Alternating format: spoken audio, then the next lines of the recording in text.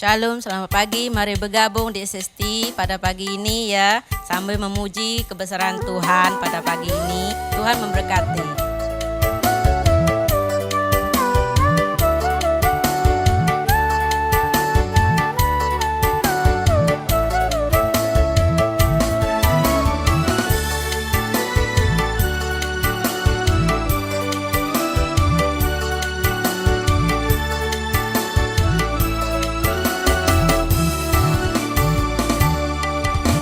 Segala puji syukur hanya bagimu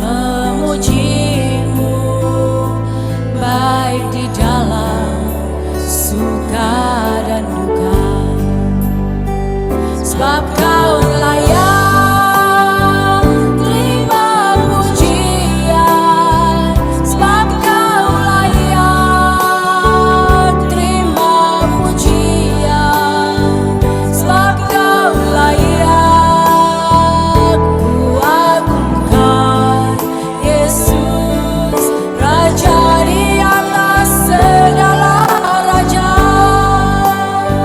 sebab Kau layak terima pujian, sebab Kau layak terima pujian, sebab Kau layak ku agungkan, Yesus, Raja di atas segala raja.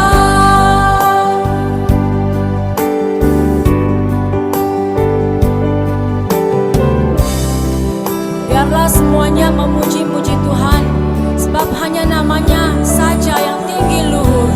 Keagungannya mengatasi bumi dan langit. Terpujilah Engkau Allah kami, sebab Engkau layak, layak disembah.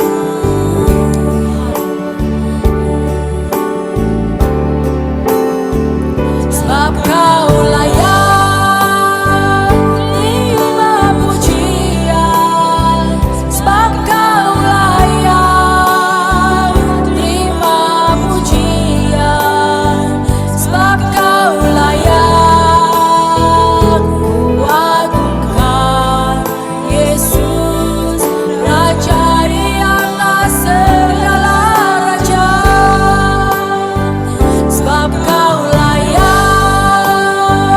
terima pujian, sebab Kau layak terima pujian, sebab Kau layak ku agungkan, Yesus, Raja di atas segala raja, Raja di atas segala raja, Raja di atas segala raja.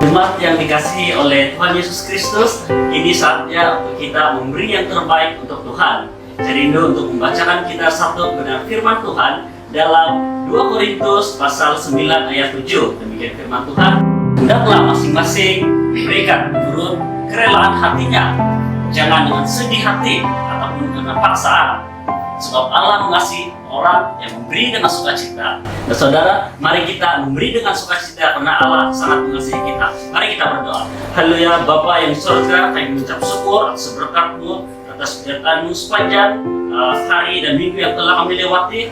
Saat ini kami ingin memberikan yang terbaik yang ada pada kami ya Bapa, baik persembahan, persepuluhan, kami serahkan ke dalam tangan-Mu. Kiranya ini digunakan untuk kemuliaan, kehormatan bagi nama-Mu Tuhan. Kiranya memberkati yang sudah memberi dan yang tidak dapat memberi. Di doa kami dalam nama Tuhan Yesus Kristus kami berdoa. Haleluya. Amin.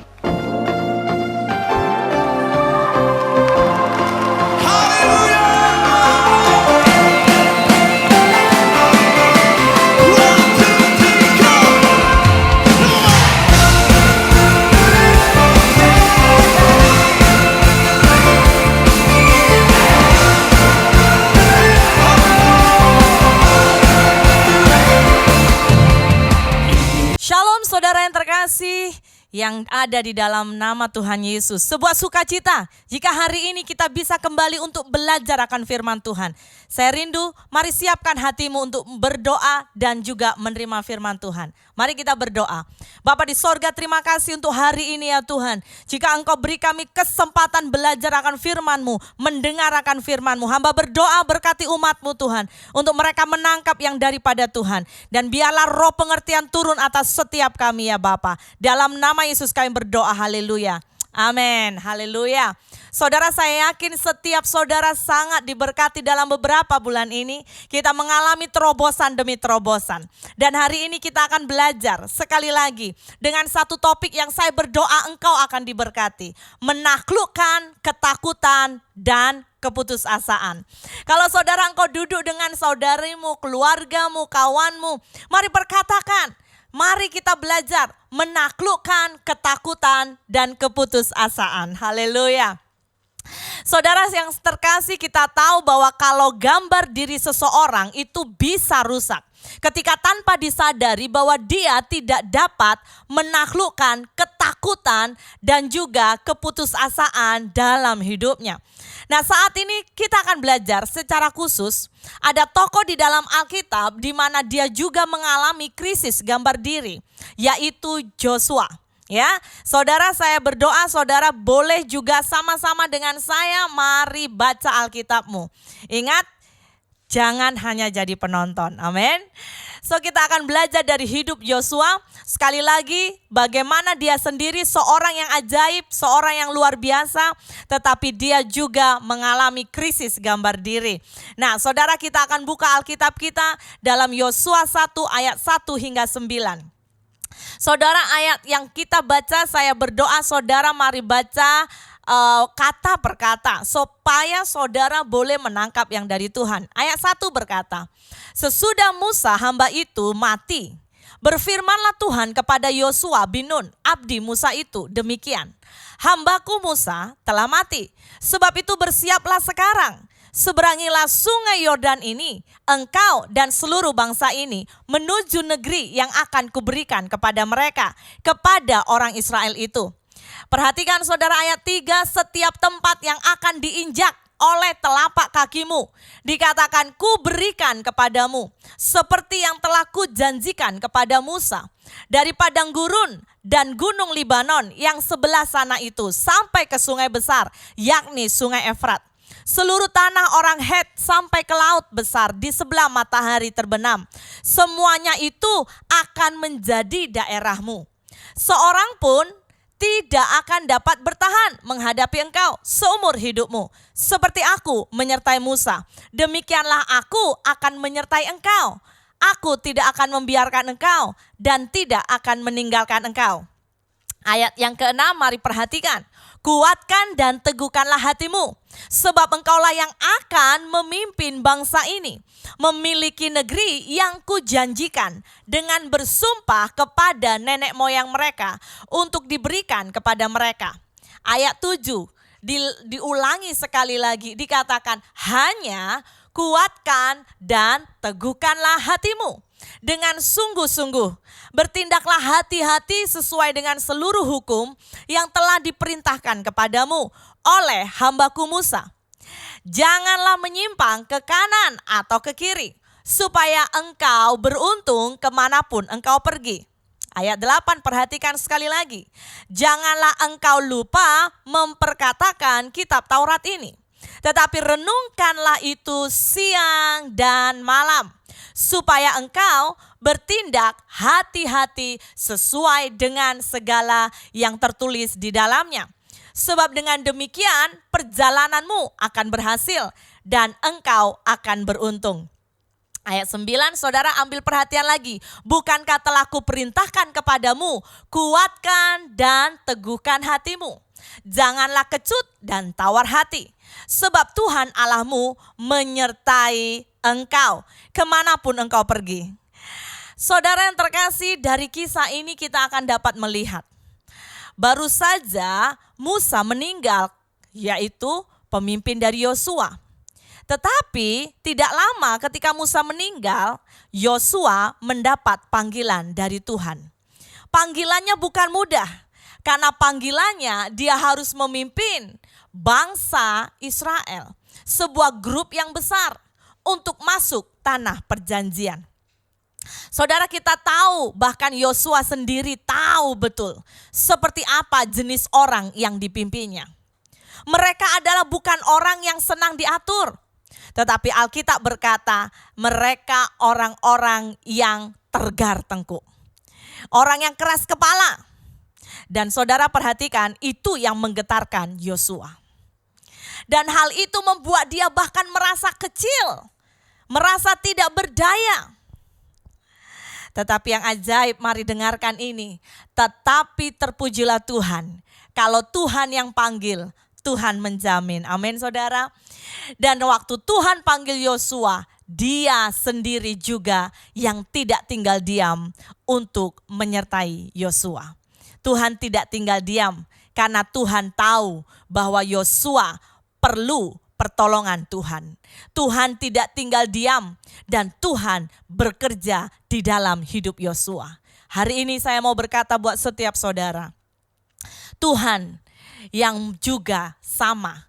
Tuhan mulai bekerja dalam hidup kelemahannya Yosua. Tuhan bekerja dalam ketakutannya. Dia bekerja di dalam keputusasaannya. Dia bekerja juga di dalammu. Katakan, Tuhan bekerja di dalamku. Amin. Siapa di antara saudara hari ini Anda sering mengalami ketakutan? Anda sangat mudah takut. Anda sangat mudah cemas. Anda mudah khawatir. Anda mudah putus asa.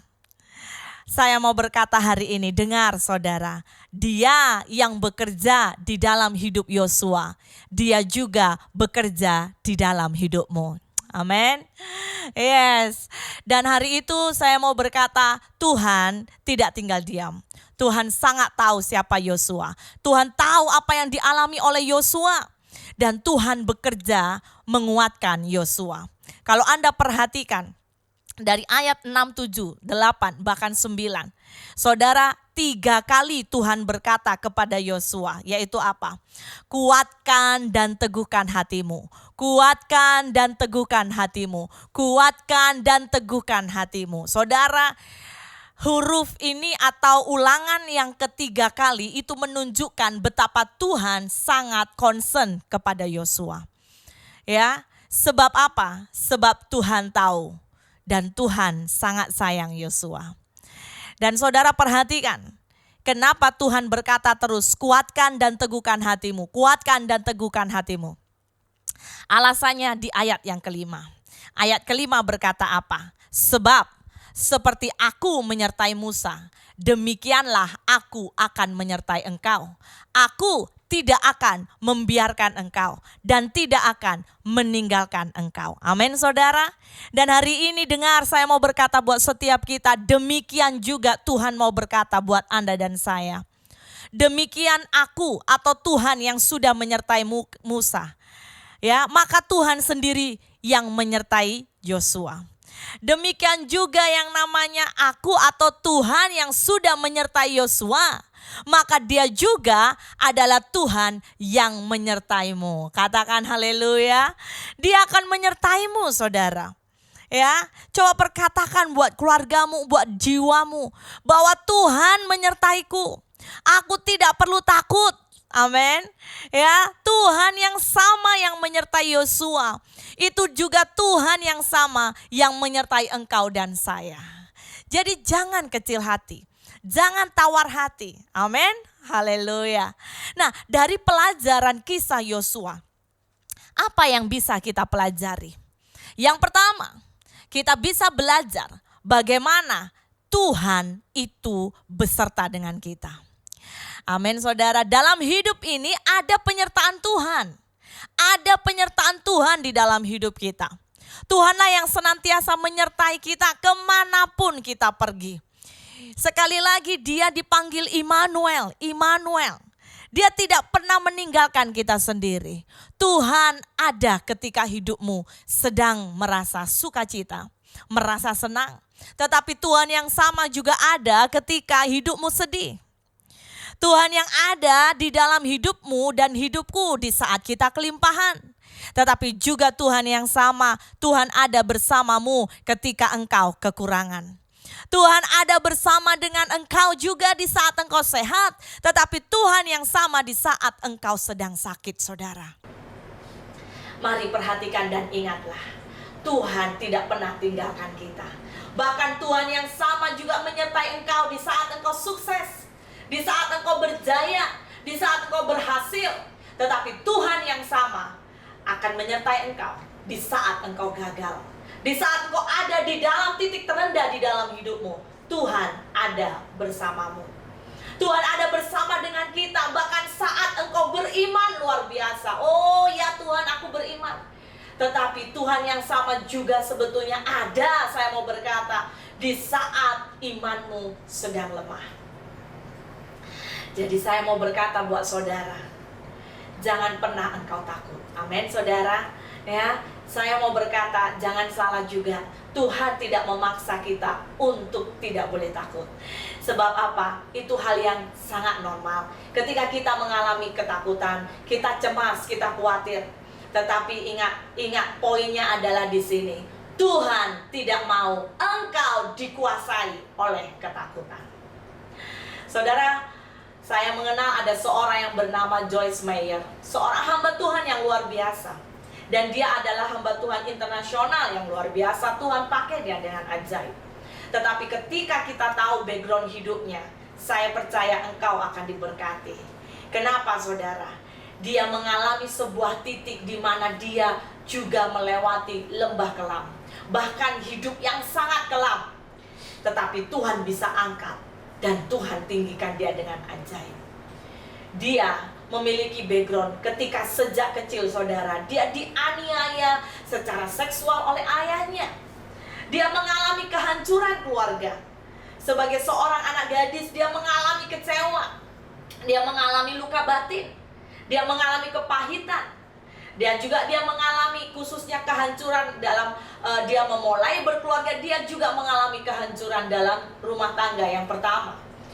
Ya, kemudian dia juga mengalami apa, saudara? Kehancuran ekonomi. Namun dia tidak menyerah sampai dia berjumpa dengan Tuhan. Dan saudara, Tuhan memulihkan dia. Haleluya. Yesus secara pribadi dan sekarang khususnya kita juga secara pribadi rindu mendorong setiap kita. Yesus sendiri rindu untuk kita bangkit. Ya, dan saudara, dia dipakai Tuhan dengan luar biasa menjadi berkat bagi banyak orang. Jangan lupa hari ini, hanya karena kita merasa takut, bukan berarti kita harus dikuasai oleh ketakutan itu. Amin, saudara. Jangan dikuasai, tetapi kuasailah rasa takutmu. Amin. Karena engkau harus sadar, karena Tuhan beserta dengan engkau. Amin, saudara. Ada Tuhan di sebalik kehidupan kita. Yes. Ya, dan caranya bagaimana untuk kita bisa menguasai ketakutan? Belajar fokus, pandang ke Tuhan, pandang kepada Tuhan. Ketika matamu fokus dan pandang ke Tuhan, engkau pandang janji-janji Tuhan, maka percayalah, Tuhan tidak pernah meninggalkanmu. Tuhan tidak pernah membiarkan perkara itu terjadi tidak ada tujuan. Tapi Tuhan selalu mengizinkan semua perkara oleh karena ada tujuan. Dan yang saya mau ingatkan buat kita, sebagaimana Yosua, tujuannya apa? Karena Tuhan mau menuntun Yosua menguasai, menduduki tanah perjanjian. Saya mau berdoa, engkau harus paham. Kalau proses terjadi dalam hidupmu, karena Tuhan mau engkau menduduki, menguasai tanah perjanjian. Amin. Menerima janji-janji Tuhan di dalam hidupmu. Jadi jangan takut mulai hari ini. Matius 28 ayat 18 sampai ke 20 berkata, Yesus mendekati mereka dan berkata, "Kepadaku telah diberikan segala kuasa di sorga dan di bumi. Karena itu pergilah, jadilah semua bangsa muridku, dan baptiskanlah mereka dalam nama Bapa dan Anak dan Roh Kudus. Dan ajarlah mereka melakukan segala sesuatu yang telah kuperintahkan kepadamu. Dan ketahuilah, aku menyertai kamu senantiasa sampai kepada akhir zaman." Jadi saudara, jangan takut. Ada penyertaan Tuhan. Yang paling utama hari-hari ini, mari belajar jangkau jiwa. Mari kabarkan sukacita buat Tuhan. Amin. Dan khususnya mari cari orang yang terhilang. Sekarang kita akan masuk bagian yang kedua. Bagaimana, sekali lagi, bagaimana kita bisa menaklukkan ketakutan dan keputusasaan. Ada dua perkara yang tadi dalam Alkitab diulangi lagi. Dikatakan apa saudara? Yang pertama, hidupmu jangan menyimpang ke kanan atau ke kiri. Ketika engkau mau menaklukkan ketakutan dalam hidupmu, jangan hidup sembarangan. Jangan hidup itu sembarangan, ke kanan ke kiri, tetapi belajar ikut arahan Tuhan. Kedua, jangan lupa memperkatakan dan merenungkan firman Tuhan. Sekali lagi saya mau berkata, ditekankan di ayat yang ke-7 dan 8. Hanya kuatkan dan teguhkan hatimu. Bertindak hati-hati sesuai dengan seluruh hukum yang diperintahkan kepadamu. Jangan menyimpang ke kanan ke kiri. Katakan amin, saudara. Ya, jangan menyimpang supaya engkau beruntung kemana engkau pergi. Dan dikatakan jangan engkau lupa. Ayat 8 adalah ayat kunci sukses kita anak Tuhan. Jangan engkau lupa. Perkatakan kitab Taurat ini, tapi renungkan itu siang dan malam, supaya engkau bertindak hati-hati sesuai dengan segala yang tertulis di dalamnya. Sebab dengan demikian perjalananmu berhasil dan dikatakan beruntung. Haleluya. Katakan yes. Hidup akan beruntung. Ingat, mari kalahkan takutmu dengan memperkatakan firman, dengan mengisi pikiran kita dengan firman. Saudara yang terkasih, hari ini mari perhatikan, kenapa memperkatakan dan merenungkan firman itu luar biasa. Saya rindu engkau catat ini. Ketika engkau berani memiliki sebuah kerinduan, komitmen memperkatakan firman. Karena apa saudara? Karena ketika kita memperkatakan firman, kita akan benar-benar hidup. Kita akan benar-benar hidup. Matius 4 ayat 4 berkata, manusia hidup bukan hanya dari roti saja, tetapi dari setiap firman yang keluar dari mulut Allah. Selanjutnya, ketika engkau memperkatakan firman dan juga merenungkannya, saya mau berkata, maka kita akan dibawa semakin karib melekat dengan Allah, melekat dengan Tuhan. Mazmur 25 ayat 14 berkata, dan terhadap orang yang karib, perjanjiannya diberitahukannya kepada mereka. Anda rindu bergaul karib dengan Tuhan? Mari belajar untuk merenungkan firman Tuhan. Mari belajar untuk memperkatakan. Nah, yang ajaib, ya, mungkin kita berpikir bahwa ketika kita memperkatakan firman setiap hari, ya, adalah sebuah tindakan yang buang energi. Tapi saya mau berkata, itu salah saudara. Karena justru ketika kita, saudara, rajin memperkatakan firman, engkau dan saya itu sedang mengetuk pintu sorga dan menggerakkan Roh Kudus bekerja dalam hidupmu. Haleluya. Katakan yes, aku bisa. Sebab apa? Karena Roh Kudus selalu bekerja berdasarkan firman yang diucapkan oleh umatnya. Perhatikan, Allah ketika menciptakan langit bumi, Kejadian 1 ayat 2 berkata, Roh Allah melayang-layang di atas permukaan air. Dan saudara, ketika Tuhan mencipta, jadilah terang, ya, jadilah ikan, jadilah malam, jadilah, semua kata jadilah itu melalui apa? Perkataan Tuhan. Jadi Tuhan sendiri mengucapkan. Dan saya mau berkata, selepas firman itu diucapkan, maka Roh Kudus bekerja mencipta apa yang diucapkan. Oleh karena itu anak Tuhan, umat Tuhan, hati-hati dalam perkataan kita. Firman Tuhan dan Roh Kudus bekerja bersama-sama, tidak dapat dipisahkan. Jadi jangan pernah kau malas baca firman. Amin saudara. Bahkan jangan malas memperkatakan. Penaklah pastor. Jangan malas memperkatakan. Tatkala firman diucapkan, Roh Kudus akan bekerja dalam hidupmu. Sisi lain, memperkatakan firman juga sangat penting saudara. Kenapa? Karena ketika engkau memperkatakan firman, engkau sedang menaklukkan iblis. Perhatikan, ketika engkau memperkatakan firman, engkau itu menaklukkan iblis. Matius 18 ayat 18 berkata, Aku berkata kepadamu, sesungguhnya apa yang kamu ikat di dunia ini akan terikat di sorga. Dan apa yang kamu lepas di dunia ini akan terlepas di sorga. Haleluya. Ini mengingatkan buat kita bahwa ada otoritas mengikat dan melepaskan sesuatu di bumi. Bahkan dikatakan seperti di sorga. Namun pagi ini saya mau mengingatkan buat kita, jangan lupa otoritas ini diberikan khusus kepada orang percaya yang sejati. Pastikan hidupmu orang percaya sejati. Amin, saudara. Bukan kepada sembarang orang, sekalipun dia orang percaya. Oh, saya Kristen, belum tentu. Otoritas dalam perkataan kita dianugerahkan Tuhan hanya kepada muridnya yang sejati. Mereka adalah orang-orang yang menyerahkan hidupnya, bahkan mempersembahkannya untuk mengabdi dan melayani Kristus. Nah, saudara, mari ambil perhatian. Mereka adalah orang-orang yang percaya akan kuasa Tuhan. Amin, saudara. Atas orang-orang seperti inilah janji Tuhan berlaku. Perkataan mereka, perhatikan, akan disokong oleh sorga. Katakan amin. Yes. Kuasa Tuhan akan bekerja saat mereka mengikat atau melepaskan sesuatu di bumi. Dan otoritas dalam perkataan kita itu berlaku saat apa, saudara? Saat posisi rohani kita itu benar-benar berada di pihak Tuhan.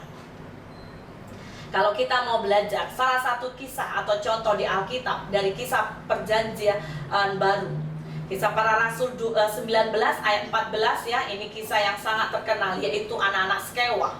Kepada anak-anak Skewa ayat 14 berkata, roh jahat itu menjawab, Yesus aku kenal, Paulus aku tahu. Nah, ini yang bahaya. Tetapi kamu, siapakah kamu? Wow. Hati-hati ketika saudara mendapat sebuah statement seperti ini. Di alam roh ternyata anak-anak Skewa tidak dikenal. Jadi ketika dia mengusir orang yang kerasukan setan dalam nama Yesus, setan nggak mau tunduk. Setan nggak mau keluar.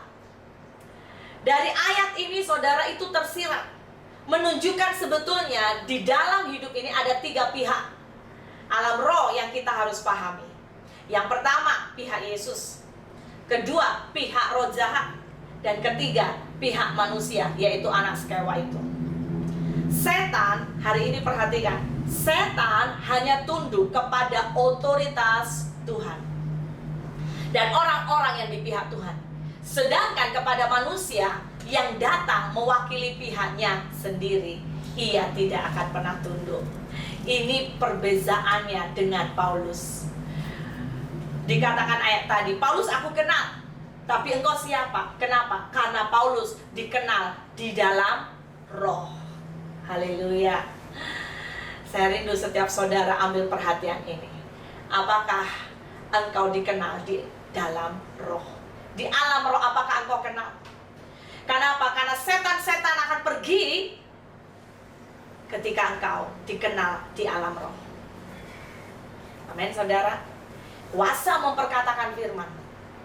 Bukan hanya Anda bisa menaklukkan iblis, tetapi Anda akan membuat apa? Perubahan terjadi atas situasi di sekitar kita. Ketika firman itu engkau hidupi dalam hidupmu. Saudara, deklarasi firman terbesar dan terkuat di dalam hidup kita adalah di saat kita mendengar firman, perhatikan, menerima dalam hati, jangan pernah menolak. Anda tanam di dalam hatimu, dan yang paling penting, Anda melakukannya. Ada amin? Matius 13 ayat 23 berkata, yang ditabur di tanah yang baik ialah orang yang mendengarkan firman itu dan mengerti. Dan karena itu ia berbuah. Ada yang 100 kali lipat, ada yang 60 kali lipat, ada yang 30 kali lipat. Begitu pula dengan hidup kita. Hidup yang menggetarkan secara alam roh ialah hidup yang sepadan dengan firman Tuhan. Amin, saudara. Ya, baik dari pikiranmu, baik dari perkataanmu, baik dalam perbuatanmu dan gaya hidupmu, engkau harus sesuai dengan kebenaran firman Tuhan. Amin. Ini akan membuat engkau apa saudara? Punya otoritas. Ini akan membuat, yaitu apa? Engkau sedang membungkam semua musuh. Bahkan ketika kita hanya memperkatakannya dan mengulanginya dari hati dan pikiran kita. Amin saudara. Ya, hari ini saya mau berkata, pegang ini dalam hidupmu. Yang terakhir, bagaimana kita menaklukkan ketakutan dan keputusasaan. Lebih dari itu, musuh sebenarnya yang paling besar dalam hidup kita yaitu apa? Bukan raksasa yang ada di hadapan kita, melainkan ketakutan yang ada di dalam pikiranmu. Saudara perhatikan, Bilangan 13 adalah sebuah kisah hari itu, menceritakan bangsa Israel mengintai tanah perjanjian yang masih dikuasai oleh musuh-musuh mereka. Namun majority orang-orang berkata apa? Pengintai itu, tidak mungkin. Kita itu seperti belalang, kita kecil dan pasti kalah. Nah saudara, yang ajaib ya, ada Yosua dan Kaleb. Yosua dan Kaleb memiliki roh yang berbeda, katakan Alkitab. Cara dia roh berbeda, akhirnya apa? Membuat cara dia melihat dalam pandangannya sangat berbeda. Dia bukan hanya melihat yang namanya tanah Kanaan itu, wah musuhnya besar. Tidak saudara, tetapi dia melihat apa? Seperti Tuhan melihat. Dia melihat Tuhan jauh lebih besar dari masalah mereka. Maka dari situ awal menentukan akhir. Ketika dia berpikir yang besar, dia berpikir saya punya Tuhan yang besar, saya tidak perlu takut. Dan itu sebetulnya adalah awal kemenangan. Ada amin. Kalau orang sudah awalnya berpikir saya tak boleh, saya kecil, saya kalah, jadilah imannya. Makanya kita berkata apa? Jadilah sesuai dengan imanmu. Maka orang itu betul-betul kalah. Tetapi ketika kita perkatakan dan kita percaya Tuhan kita besar, maka itu menjadi hal yang berbeda. Ketika kita diperhadapkan oleh jabaran dalam hidup kita, Anda perlu membuat pilihan untuk mengatakan kepada dirimu bahwa engkau mampu. Ayo katakan di rumahmu, engkau mampu. Yes, katakan buat jiwamu, aku mampu. Ya, engkau harus perkatakan, jangan perkatakan engkau tidak mampu. Ingat saudara, 2 Timotius 1 ayat 7 berkata, sebab Allah memberikan kepada kita bukan roh ketakutan, melainkan roh yang membangkitkan kekuatan, kasih, dan ketertiban. Haleluya. Ya, perhatikan ini. Jangan lupa, musuhmu mungkin nampak sangat besar dan kuat, di mana kamu tidak memiliki kesempatan untuk mengalahkannya sendiri. Tetapi jangan lupa, kamu tidak berperang sendirian. Amin. Ada Tuhan yang jauh lebih besar, lebih kuat menyertai engkau kemanapun kau berada. Dialah yang akan berperang bersamamu melawan musuh-musuhmu. Keluaran 14 ayat 14 jelas berkata, Tuhan akan berperang untuk kamu dan kamu akan diam saja. Haleluya. Saya suka ayat ini ya. Ini ayat membangkitkan kita. Di sini kata diam dalam bahasa asli itu adalah apa? Diam dalam ketenangan, diam dalam damai, dan diam yang aktif dengan kita apa? Percaya bahwa Tuhan sanggup melakukan yang ajaib. Tuhan akan berperang ganti kita, dan kita akan diam dan damai di dalam Tuhan. Ingat, Tuhan berperang ganti kita. Amin saudara. Jadi sering kita bermain di pikiran kita. Jangan lupa taklukkan pikiran kita pada Kristus. Itu yang sangat paling penting. 2 Korintus 10 ayat 5 berkata, kami mematahkan setiap siasat orang dan merubuhkan setiap kubu-kubu yang dibangun oleh keangkuhan manusia untuk menentang pengenalan akan Allah. Kami menawan segala pikiran dan menaklukkannya kepada Kristus. Bahkan dikatakan apa? Dengan sangat jelas Paulus menasihati kita, Efesus 6 ayat 17. Dan terimalah ketopong keselamatan dan pedang roh, yaitu firman Allah. Saudara, mengenai seorang prajurit ya, Paulus dalam Efesus 6 ayat 10 sampai 20 itu jelas memberi gambaran kita prajurit Tuhan. Jadi kita harus apa saudara? Memakai perlengkapan senjata Allah. Tujuannya agar kita kuat dan sanggup mengalahkan apa? Kuasa si jahat. Dan khususnya dikatakan apa? Pakai ketopong. Jangan lupa, pakai ketopong. Ya, pakai ketopong. Itu berbicara apa? Helmet pelindung pikiran kepala kita. Yaitu apa? Keselamatan. Firman itu menjadi daging. Dan itu berbicara pedang roh. Berbicara pedang roh. Jadi setiap kita harus punya pedang roh. Umat Tuhan, engkau harus ada pedang roh, yaitu firman. Ya, yang akan apa? Melengkapi hidup kita. Senjatamu harus tajam, senjatamu harus kuat, dan engkau harus apa? Mempertahankan imanmu. Saudara, haleluya.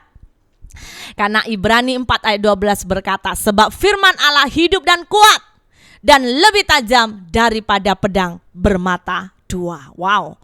Dikatakan ia menusuk amat dalam sampai memisahkan jiwa dan roh, sendi-sendi dan sumsum. Ia sanggup membedakan pertimbangan dan pikiran hati kita. Nah, saudara perhatikan. Amin, saudara. Jadi hari ini saya mendorong untuk semua umat Tuhan. Mari terimalah tanah perjanjian kita, yaitu kekuatan, yaitu pemulihan gambar diri yang seutuhnya, pemulihan jiwa, sehingga kita akan semakin serupa dengan Kristus. Dan ketika kita semakin serupa dengan Kristus, maka kita akan menikmati otoritas dan kuasa ilahi, khususnya di akhir zaman ini. Saudara yang terkasih, biar hari ini firman ini akan menjadi rema dalam hidupmu. Mari taklukkan ketakutan dan juga keputusasaan. Mari saya berdoa untuk engkau. Tuhan, kami mengucap syukur Tuhan untuk firman-Mu yang Engkau sudah taburkan dalam hidup kami. Aku berdoa untuk setiap mereka yang sering mengalami ketakutan dalam hidup, sering mengalami kecemasan, ketidakberdayaan. Biar hari ini mereka mengalami Engkau secara pribadi. Jadi firman ini dalam nama Tuhan Yesus kami berdoa. Haleluya. Amin. Tuhan Yesus memberkati.